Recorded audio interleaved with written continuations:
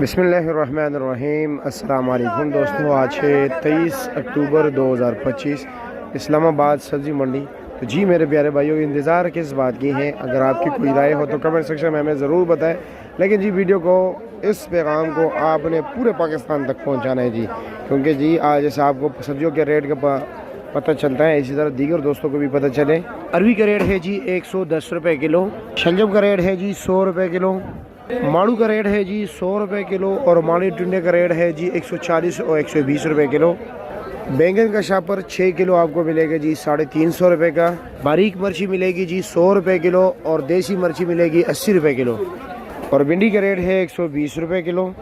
और फूल गोभी का रेट है जी 80 और 90 रुपये किलो। बंद गोभी का रेट है 160 रुपये किलो। टिंडे का रेट है 160 रुपये किलो। शिमले का रेट है जी 450 और 500 रुपये किलो। गोल बैंगन का रेट है 90 और 100 रुपये किलो। और करेले का रेट है जी 120 रुपये किलो और 130 और 140 रुपये किलो। माशाल्लाह बिल्कुल फ्रेश ज़बरदस्त माड़ू है जी। ये क्या रेट है? 600 रुपया, 120 रुपये। और खीरे का क्या रेट लगा है?